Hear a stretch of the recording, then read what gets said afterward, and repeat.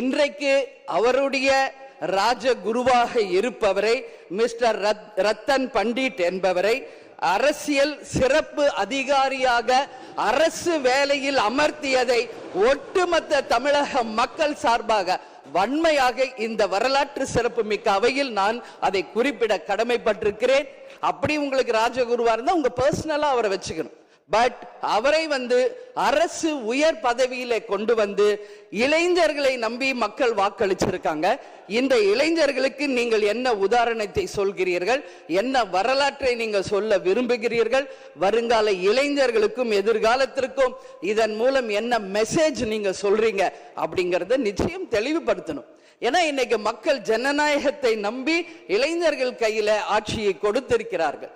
அப்போ வருங்காலம் இளைஞர்களும் வருங்காலத்திற்கும் இந்த அரசு ஒரு முன் உதாரணமா இருக்க வேண்டும் என்பதுதான் என்னுடைய ஒரு கோரிக்கை என்பதை இந்த நேரத்தில் நான் ஆணித்தரமாக பதிய வைக்கிறேன்.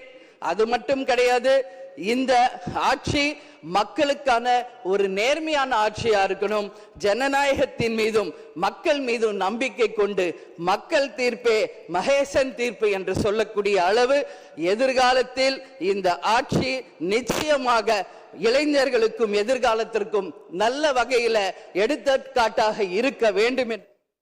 மதசார்பற்ற வெற்றி கூட்டணியினுடைய தலைவர் அண்ணன் ஸ்டாலின் அவர்களுக்கும் தேசிய முற்போக்கு திராவிட கழகத்தின் நிறுவன தலைவர் புரட்சி கலைஞர் கேப்டன் அவர்களை வணங்கி இந்த வரலாற்று சிறப்பு மிக்க இந்த அவையிலே இன்றைக்கு மிக முக்கியமான நாளான இந்த நாளில் என்னுடைய உரையிலே நேற்றே முதலமைச்சர் அவர்களுக்கு இன்றைக்கு பெரும்பான்மையை நீங்கள் நிரூபிக்க வேண்டும் என்று என்னுடைய வாழ்த்துக்களை நேற்றே நான் பதிய வைத்திருக்கிறேன். அதே போல முதலமைச்சர் அவர்கள் செய்த நல்ல விஷயங்களையும் நாம் பாராட்டி இருக்கிறோம். எதிர்கட்சிகளை எதிரி கட்சியாக நினைக்காமல் அனைவரையும் சந்தித்து அரசியலில் ஒரு மாண்பையும் மரபையும் நீங்க ஏற்படுத்தியிருக்கீங்க, வரவேற்கத்தக்கது. அதுபோல உங்களுடைய முதல் அறிவிப்பிலேயே சிங்கப்படை பெண்களை பாதுகாக்கவும் அதே போல மதுக்கடைகளை மூடுவோம் என்று சொன்னதும் மக்களால் வரவேற்கப்பட்டது. அந்த வகையில் முதலில் 717 மதுக்கடைகளை மூடியது ஒட்டுமொத்த தமிழக மக்களால் வரவேற்கப்பட்டது.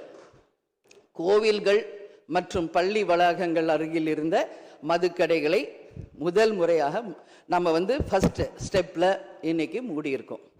அடுத்தது இன்றைக்கு மீனவர்களை பாதுகாக்க ஒரு அறிவிப்பு அரசாங்கத்தின் மூலம் வந்திருக்கிறது. அதையும் தேமுதிக வரவேற்கிறது.